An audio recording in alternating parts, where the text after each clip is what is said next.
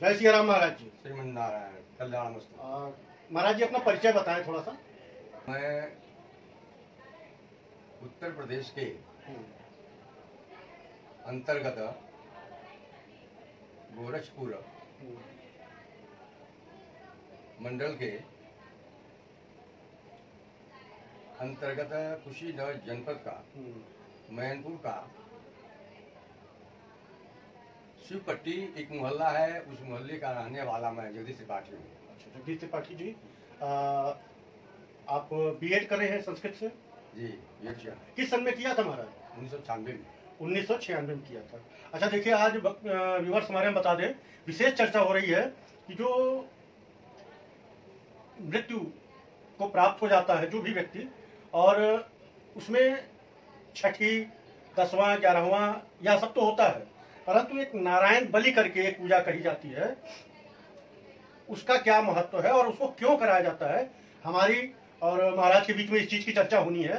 और बताएं महाराज जी, यह जो नारायण बलि की पूजा है, इसका नारायण बलि मतलब हमारे दिमाग में जो आता है, हमको नहीं पता, हमारे दिमाग में जो आता है वह यह है कि नारायण की कहाँ बलि होती है। आप शब्दों का अर्थ देखिए तो ऐसा महसूस होता है कि जैसे नारायण की बलि, क्या शाब्दिक अर्थ है इसका? मैं बता रहा हूँ, सुनिए।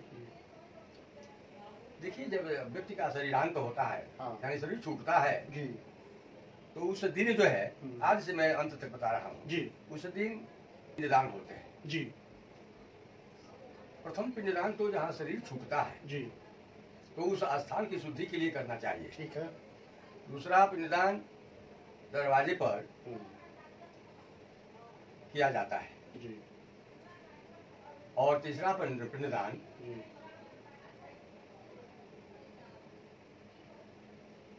पांथ नाम से, यानी रास्ता पकड़ा जाता है।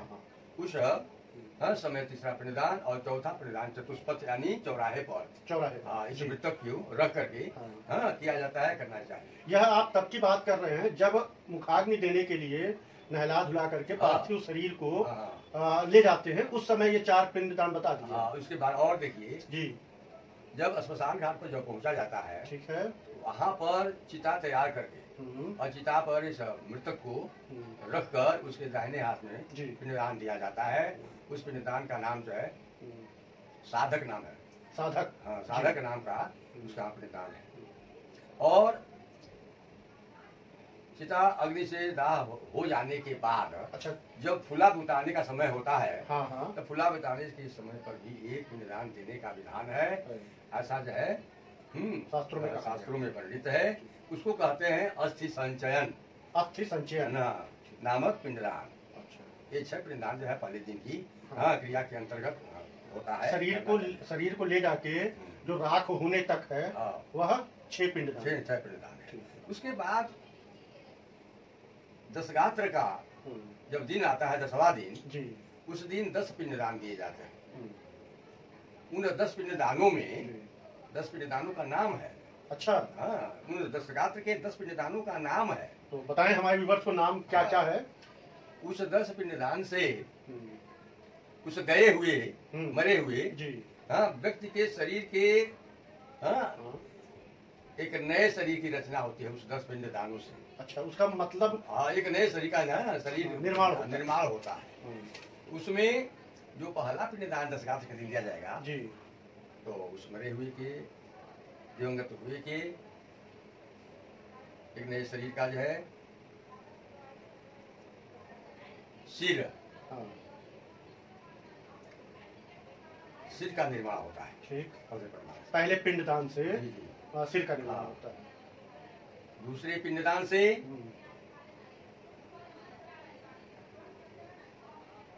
कान, आंख का निर्माण होता है। तीसरे पिंडदान से गला,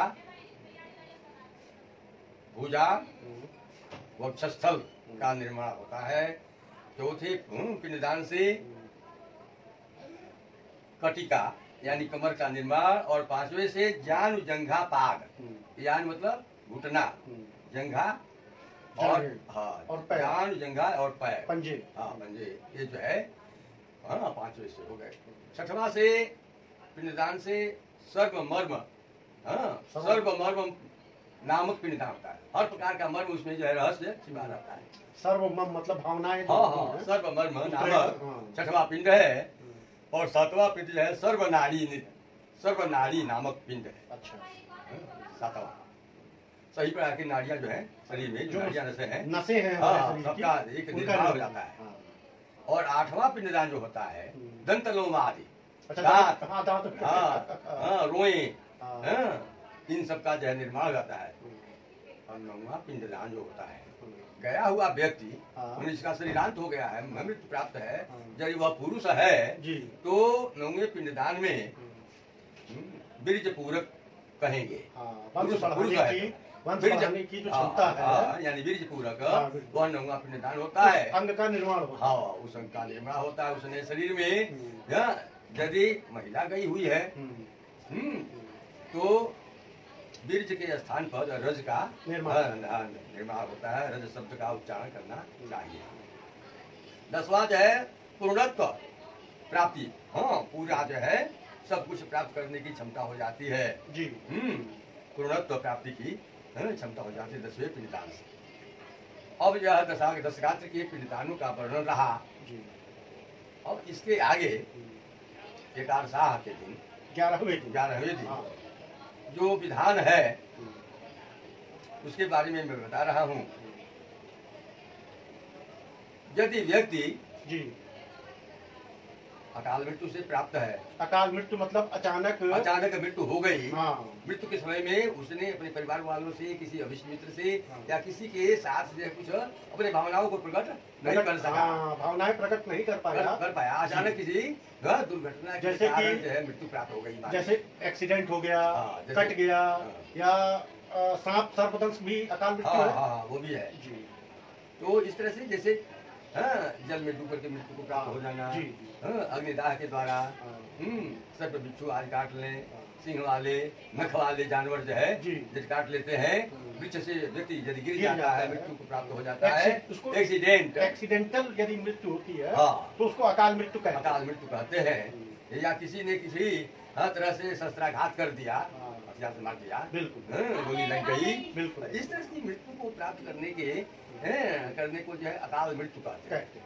और देखिए अकाल मृत्यु जब व्यक्ति प्राप्त कर लेता है उसके अंतर्गत उसके अंदर की रहने वाली जो यह आत्मा है यह व्यग्र हो जाता है, बेचैन होकर के उस परिवार वालों को सुखमय जीवन नहीं देने देता है, सुखमय जीवन जीने नहीं देता। तो परिवार वाले सुखमय जीवन जीना चाहें तो अकाल मृत्यु से मरने वाले के लिए नारायण बलि पिंडदान दिया जाए। अच्छा, नारायण बलि कोई किसी प्रकार की पूजा है अथवा पिंडदान है? नारायण बलि पिंडदान है। और नारायण बलि कुछ देर पहले आपने मुख से सुना था कि नारायण को बलि जी, ये एक शाब्दिक अर्थ निकल रहा है, लेकिन परंतु यह वास्तविक अर्थ यह नहीं है। या नहीं, यहाँ पर चतुर्थी व्यक्ति होगी। अच्छा, के लिए नारायणाय बलि, नारायण बलि, नारायण के लिए बलि, नारायण के लिए बलि, नारायण को बलि नहीं, देखिए नारायण के लिए बलि। यह बलि जो है यह जो है प्रभु को प्रसन्न करने की पूजा एक है। अच्छा, पिंडदान है। पिंडदान जो है यह पूजा है, नारायण की पूजा है। अब आप यह विधिवत जान लें कि परमात्मा एक है जी, परमात्मा एक है, वही उसी को राम कहिए, कृष्ण कहिए, जो कुछ कहिए, सब वही है। तो श्री विष्णु के नाम से नारायण बलि का यह पिंडदान आदि क्रिया की जाती है। तो पहले एकादशा के दिन यदि व्यक्ति जो है अकाल मृत्यु से मरता है, पिंडदान में पहला पिंडदान पहले तो और यह जो है नारायण बलि की दिन की जो पिंडदान की प्रक्रिया है 16 पिंडदान होते हैं। नारायण बलि की पूजा में 16 पिंडदान। प्रक्रिया ये है कि उसमें 16 पिंडदान होते हैं। उनके नाम है, आप सुन लीजिए विधिवत। और जनता जनार्दन के पास इसका प्रचार प्रसार और करें। बहुत से आज एक मिनट महाराज जी आपको रुक रहे, बहुत से सनातन धर्मी जो शहरों में बस गए, जो अपनी संस्कृति से जुड़ नहीं पाए और जीवन बीत गया केवल कमाना और धन कमाने में, यह विशेष प्रोग्राम महाराज जी से हम उनके लिए रखे हैं कि हमारे सनातन धर्म में कुछ भी बनावटी नहीं है, पूरी तरह से वैज्ञानिक है। क्यों महाराज जी? हर चीज का विज्ञान का महत्व है। जहां तक विज्ञान उस चीज को समझ लिया वहां तक हम वैज्ञानिक मानते हैं, और जहां विज्ञान अभी तक पहुंच नहीं पाया है उसके आगे की चीज को हम एक तरह से आडंबर मानते हैं। परंतु ऐसा नहीं है। जो चीजें समझ में आई विज्ञान को वह 100-200 वर्ष में, और हमारे यहाँ कहा जाता रहा है सदियों से यह प्रक्रिया चल रही है पिंडदान की। अन्य चीजें भी हैं, सूर्य को जल चढ़ाना जैसे, ये सब विज्ञान अब मान रहा है। हमारे यहाँ सदियों पहले से ये चीज कही जा रही है। ठीक है महाराज, थोड़ा सा और स्पष्ट करें। बालू की बेदी बनती है 16। बेदी मतलब एक पतली पट्टी बनती है जमीन पर, उसको बेदी बोलते हैं। उसको बेदी बनते हैं। बेदी के प्रत्येक 16 पिंडदान के स्थान पर 3 जो है पट्टियां बनाई जाती है। ठीक है ना? जैसे विष्णु है, शिव है, जमराज है, इन लोगों के नाम से जो पिंडदान दिए जाएंगे 16, तो 16 जो है पिंडदान पर है ना, वहाँ पर प्रत्येक नाम पर विष्णु, शिव, जमराज है ना, तो प्रत्येक पर 3-3 बालू की बेदी बनाकर उसको 3 भागों में विभाजित किया जाता है। उस पर कुछ रखा जाता है। जिस देवता के नाम पर पिंडदान होगा, जैसे पहला पिंडदान विष्णु का है तो विष्णु का वह आसन दिया जाएगा। कुश का आसन होता है, जो हम लोग कुंडली में पहनते हैं पूजन करते समय, वही कुश। वही कुश। उसी कुश का आसन जो है पलाश की पत्ती पर भी है, अथवा पलाश की पत्ती न उपलब्ध हो सके तो कटहल की पत्ती ही रख करके न किए गए 3 भागों में जो ऊपर का भाग है उस पर जो है कटहल की पत्ती या पलाश की पत्ती बिछा करके कुछ विष्णु स्वरूप का ध्यान करते हुए विष्णु के लिए वह आसन होता है। फिर इसी तरह से दूसरा जो है पिंडदान का स्थान जो है शिव के लिए है। तीसरा जो है जमराज सहित परिवार के लिए है। तीसरा सोमराज है। चौथा जो है सोमराज है। पांचवा जो है हव्य वाहन। हव्य वाहन। और 6वां कव्य वाहन, 7वां काल, 8वां रुद्र और 9वां जो है तत्पुरुष के नाम से वह दिया जाता है। इस प्रकार से ये 9 देवताओं के नाम रखे गए। 3-3 पिंडदान के स्थान पर 3-3 भाग कर दिए गए। पहला तो आसन वाला हो गया, कुछ रखे जाएंगे पलाशी पत्ती या कटहल की पत्ती पर। दूसरा जो उसके बाद जो दूसरा स्थान होगा उसको कहते हैं भोजन पात्र। अच्छा, भोजन पात्र। तो भोजन पात्र पर जो पकाया हुआ अन्न है जो पिंडदान होगा उसमें से 1-1 चम्मच दूसरी पत्ती पर 16 जगह दूसरों पत्ती पर रखेंगे, और उस पत्ती पर भोजन पात्र पर जल रखेंगे। एक दुनिया में घी लगा कर रखेंगे, और मधु उस परोसे गए अन्न पर मधु जो है डालेंगे, शहद। शहद। तो इस तरह से तो अभी तो 9 की चर्चा हुई। 10वां जो है जो स्थान होगा वह जो प्रेत के नाम से होता है। अच्छा, जो व्यक्ति मरा हुआ है, जिस व्यक्ति की मृत्यु हुई है उस व्यक्ति का भी आह्वान करके उसको अर्पण किया जाता है। उसको भी 10वां पिंडदान होता है। उसके लिए भी कुछ का आसन रखा जाता है या परिवेशन किया जाता है। सारी प्रक्रिया जो है उसके लिए भी की जाती है। देवताओं के साथ में ही उनको भी बैठाया जाता है। आसन किया जाता है। यह प्रेत की क्रिया जो है, प्रेत का पिंडदान दक्षिण मुख करके किया जाता है, और देवताओं का पिंडदान जो है पूर्व मुख करके किया जाता है। ये सब सावधानी रखनी चाहिए। बिल्कुल। जैसे विष्णु, शिव, जमराज परिवार सहित, सोमराज, हव्यवाहन, काल, रुद्र, पुरुष, ये सब देवता है। इनके पिंडदान देते समय पूर्व मुख करना चाहिए। और जब 10वां नंबर आएगा प्रेत का जो दिवंगत है, स्त्री हो या पुरुष हो, उसका पिंडदान जब दक्षिण मुख करके पिंडदान आदि सभी क्रिया जो दक्षिण मुख करके करना चाहिए। अब 10 के बाद 11 नंबर आया तो 11वां पिंडदान जो है विष्णु के नाम से होगा। पुनः एक तो पहला था, 11वां हुआ, और 12वां ब्रह्मा के नाम से। अच्छा, ब्रह्म भगवान के नाम से। और फिर 13वां जो है विष्णु के नाम से है। तो 10 पिंड आपने कहा था कि 10 पिंडा रखे जाते हैं। नहीं, एकादशा की बात है। अच्छा, एकादशा की यह तो बात एकादशा की है। 11वें दिन की बात है। नारायण बलि जिसने की जाएगी उस दिन की बात है। अच्छा, तो 10वां 11वां विष्णु का, 12वां ब्रह्मा का, और 13वां पुनः विष्णु का पिंडदान। उनका आसन और पिंडदान 13वां भी विष्णु का ही। विष्णु के 3 स्थान इसमें है, 3 पिंडदान दिए जाते हैं। अच्छा। और 14वां जो है श्री शिव जी का दूसरा था, और फिर 14वां भी आ गया। 15वां जो है जमराज का, और 16वां जो है तत्पुरुष नाम से जो मरा है फिर तत्पुरुष नाम से दिया जाता है। इस तरह से ना ये पिंडदान जो है 11, 12, 13, 14, 15 और 16 ये जो है 11वें दिन का है। 11वें दिन का ये भी है। तो ये जो है 6 पिंडदान हुए 10 के बाद, तो 14, 16 हुए। ये सब जितने पिंडदान ये हैं, केवल 10वां पिंडदान ये है उस मरे हुए व्यक्ति के नाम से दक्षिण मुख करके होता है। और टोटल ये 9 और 6 15 पिंडदान पूरा मुख करके होता है। नारायण बलि में यानी नारायणाय बलि, ये जो बलि दी जा रही है बलि में यह भोजन है। नारायण को प्रसन्न किया जाता है, शिव को, जमराज को, सोमराज को, अग्निवाहन को, कपिवाहन को, काल, रुद्र, पुरुष, और जिसके मृत्यु प्राप्त है उनको भी 10वां दक्षिण मुख करके। जय सिया राम मित्रों। महाराज एक चर्चा चली थी, अभी नीचे चल रही थी हम लोग की, कि नारायण बलि एक पूजा होती है या क्यों होती है और कब होती है, थोड़ा हमारे दर्शकों को बताइए। प्रेमी सज्जनों, बड़े सौभाग्य की बात है कि इस विषय पर, नारायण बलि विषय पर चर्चा करने का अवसर प्राप्त हुआ है। आप लोग सावधान होकर सुन लें, और मैं ये चाहूंगा कि आप अपने जीवन में इसको धारण करें, हम और इससे कल्याण होगा। लिखा है अनादि निधनु देव शंख चक्र गदाधर अक्षज्य पुंडरीकाक्ष प्रेत मोक्ष प्रदो भव। ये भगवान आप अनादि हैं, आपका आदि मध्य अंत नहीं है, कोई नहीं जानता, अनादि देवता है। और शंख चक्र गदाधर, शंख चक्र गदा विष्णु के स्वरूप में, विष्णु के दिखता है। शंख चक्र गदाधर अक्षज्य पुंडरीकाक्ष। हे पुंडरीकाक्ष, पुंडरी का मतलब होता है कमल, और अक्ष मैंने उसमें जुटा हुआ है अक्ष। पुंडरीकाक्ष मतलब कमल के समान नेत्र वाले कोमल। कमल भी कई प्रकार के होते हैं, अच्छा, लाल कमल, नील कमल, श्वेत कमल, इस तरह से कई प्रकार के कमल भी बताए हैं।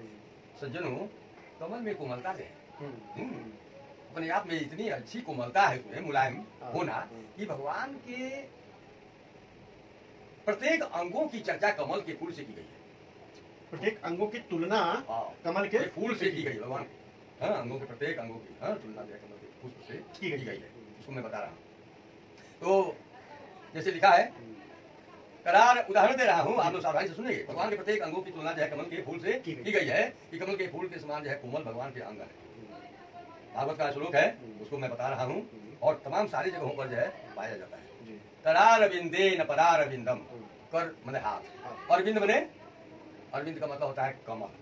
करार बिंदेन मने कमलवत हाथ से, कमलवत हाथ से। करार बिंदेन पदार बिंदम, पद मतलब पैर, जिसको आप लोग अंग्रेजी में फुट कहते हैं, फुट या कमल होती है। तो कमलवत हाथ से, कमलवत पैर को, करार बिंदेन पदार बिंदम मुखार बिंदे, कमलवत मुख में, मुख भी उनका जो है कमल के समान है, पैर भी कमल के पुष्प के समान कोमल है, हाथ भी कमल के पुष्प के समान कोमल है। तो करार बिंदे न पदार बिंदम मुखार बिंदे विनिवेश, मुख में जो है भगवान अपने दाहिने पैर की अंगूठी को मुख में डाल रहे हैं। बाल स्वरूप, बाल स्वरूप यही वर्णन है कि बायां पैर का वह अंगूठा अपने मुंह तक चला जाता था। बाल स्वरूप दिखा दिया प्रभु का। करार बिंदे न मुखार बिंदम, करार बिंदे न पदार बिंदम मुखार बिंदे विनिवेश वटस्य पत्रस्य पुटे शयानम। बरगद की पत्ती में, ये महाप्रलय जब होता है ना, उस समय की चर्चा है भागवत में। महाप्रलय के समय उसमें कुछ दिखा नहीं, केवल जल ही जल हो जाता है। तो उस स्थिति में बरगद की पत्ती के दोने में, बरगद की पत्ती की दोना में भगवान सोए हुए हैं, और यह लीला कर रहे हैं अपने, और पैर को अपने हाथों से उठा करके अपने मुंह में डाल रहे हैं। और उसमें कोई दूसरा रह नहीं जाता है प्रभु। तो करार बिंदे न पदार बिंदम मुखार बिंदे विनिवेशयन्तम वटस्य पत्रस्य पुटे शयानम बालम मुकुंदम मनसा स्मरामि। बालक स्वरूप भगवान को मैं नमन करता हूँ, स्मरण करता हूँ। तो प्रभु के प्रत्येक अंगों की जो चर्चा है वो कमल के पुष्प से की गई है, तुलना की गई है। तो ये सब आप जाने, अनादि निधनो देवा, तो ईश्वर जो है अनादि है, उसका आदि अंत मध्य नहीं है। निधनो देवा मृत्यु का देवता है, मृत्यु उसके हाथ में है। वैसे तो ईश्वर ने सारे कार्यों को सब देवताओं में बांट दिया है, फिर भी वह सबका जो है नियंता है, सबको नियंत्रित कर रखने वाला वह परब्रह्म परमात्मा जो है ईश्वर, उसके अधीनस्थ सब कुछ है। जब तक की सारे कार्यों को बांट दिया है, उसके बाद अरे वो मालिक न है, मालिक है, जैसा कहेगा वैसा करना होगा, करना पड़ता है। अच्छा अक्षय, जो कुछ जो है उसके नाम से किया जाता है, दिया जाता है, वो अक्षय होता है, वो छीड़ नहीं होता है। अपुंडरी काक्ष, अपुंडरी का मतलब कमल, कमल के समान वह नेत्र वाला है। अक्ष मने आँख, नेत्र, कमल के पुष्प के समान जो है भगवान का नेत्र है। प्रेत मोक्ष प्रदो भव, ईश्वर जो है प्रेत को मोक्ष प्रदान करने वाला है। इसलिए हे भगवान आप मेरे द्वारा जो किया जा रहा है यह इस व्यक्ति के कल्याणार्थ मुक्ति का संसाधन किया जा रहा है, मुक्ति करने का जो उपाय किया जा रहा है, नारायण बलि की जो पूजा है उसका सारा निचोड़ यही है कि उस दिवंगत व्यक्ति को मोक्ष प्राप्त मुक्ति हो, उसको प्रेतत्व से मुक्त हो जाए, जीवन के आना और जाने से मुक्त हो जाए। बहुत अच्छा लगा महाराज जी आज आपसे चर्चा करके। फिर अवसर मिलेगा तो फिर आपसे मुलाकात होगी। जय सिया राम, जय सिया राम, जय श्री नारायण। बहुत बढ़िया महाराज, कर लीजिएगा। अब वो सब हम बनाएंगे, जब पूरा कंप्लीट कर लेंगे तो आपको भेजेंगे। 11वां विष्णु के लिए, 12वां ब्रह्मा और 13वां पुनः विष्णु, 14वां शिव, 15वां जमराज और 16वां तत्पुरुष के लिए दिया जाता है। ये सब सारे पिंडदान जब पूर्ण करके देवताओं को दिया जाता है, दिया जाना चाहिए। और यह जब पिंडदान जब दिया जाता है तो पहले तो जो कुश रखा गया था, कुश रखा गया था, उस कुश पर वो आसन है देवताओं का। पलासी पत्ती के ऊपर कुश, या नहीं पलासी पत्ती उपलब्ध हो पाती है तो कटहल की पत्ती पर कुश का आसन, कुश अत्यंत पवित्र माना गया है। यहाँ लिखा हुआ है कि यदि मखमली भी आसन हो, मखमल का, उससे भी महत्वपूर्ण है कुश का आसन है। कुश के आसन के ऊपर कोई आसन नहीं चाहिए, सर्वोपरि आसन कुश का आसन, देवताओं के लिए। तो कुश के आसन पर आसन की पूजा पहले हो जाती है, पहले आसन की पूजा होती है ना। आसन की पूजा में सबसे पहले एक दीपक, जिसको दिया कहते हैं, दिया में चंदन फूल, जौ, चंदन फूल, जौ, पानी रख करके और लेकर के मंत्र पढ़ा जाएगा। मंत्र पढ़ने के बाद से उस और उसमें जो है एक जो है उसकी छोटी सी गांठ रहती है उस पानी में, उस पानी की पानी में पड़ी हुई उसकी गांठ को ब्रह्म बटू कहते हैं, ब्रह्म बटू।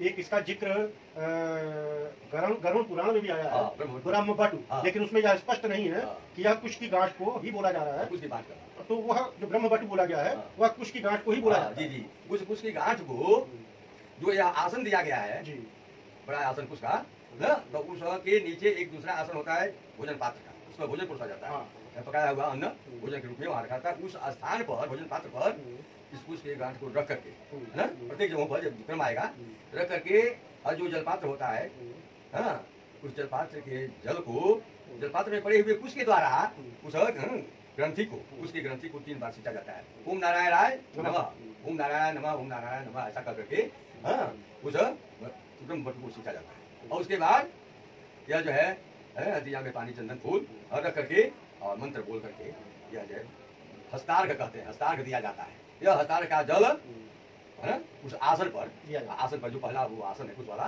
सभी जगहों पर दिया जाता है। उसके बाद जो है जल देने के बाद इस ग्रंथि को उठा करके इस दिया में जो ब्रह्म गांठ जो दीपक में रख देंगे, दीपक को वहीं पर उसी आसन पर, आसन के पास रख देंगे और उसमें जौ डाल देंगे, क्योंकि जो है ना देवताओं के लिए जौ प्रयोग होता है ना, और प्रेत के लिए और पितरों के लिए तिल का प्रयोग होता है। तो यहाँ देवताओं के लिए जौ का प्रयोग होता है और प्रेतों के लिए तिल का प्रयोग होता है। ठीक, तो आवश्यकता अनुसार जो है जौ उस पर डाल देंगे। उसके बाद जो है बनाया हुआ जो पिंडदान देने के लिए जो अन्न है पकाया हुआ, उसमें से 1 चम्मच रख करके भोजन पात्र पर, यहाँ से गांठ उठाई गई थी ना, वहाँ पर रख करके वहाँ पर 1 चम्मच जो है परोसा गया। और क्या कहते हैं कि अन्न रख दिया गया पकाया हुआ, 1 दुनिया में जल रख दिया गया, 1 दुनिया में घी रख दिया गया और थोड़ा सा मधु जो है पकाए हुए उस अन्न पर, परोसे गए अन्न पर गिराया जाता है। इसके बाद वह मेरे ख्याल से मधु गिराने का जो कार्य है वो बलवर्धक चीज है, मधु है, घी है, पानी है, मीठा भोजन जैसे लेते हैं उसका सब्स्टिट्यूट। और ये सब जो है जिस तरह से भोजन में घी का महत्व है उस तरह से मधु का भी महत्व है। मधु जो घी कम नहीं है तो शरीर को पुष्ट बनाता है, मजबूत बनाता है। तो इस तरह से सब करके और जब रख देते हैं, रख देने के बाद मधु घी जल सब रख देने के बाद से बायां हाथ जो है ऐसे उस भोजन पात्र के पास बालू पर बाएं हाथ ऐसे रख करके और दाहिने हाथ से जो बिखेरेंगे हाथ पर, बाएं हाथ पर, है ना, मंत्र पढ़ेंगे, पृथ्वी मात्रम जो उद्धार मंत्र नहीं पढ़ना, जल है जो बिखेरेंगे, और फिर दाहिने हाथ के अंगूठे से उस अन्न को छुएंगे, जल को छुएंगे, घी और पुनः अन्न को छुएंगे। यह प्रक्रिया है। इसमें क्या क्या कारण है कि इस तरह से करते हैं? क्या कोई वैज्ञानिक कारण है?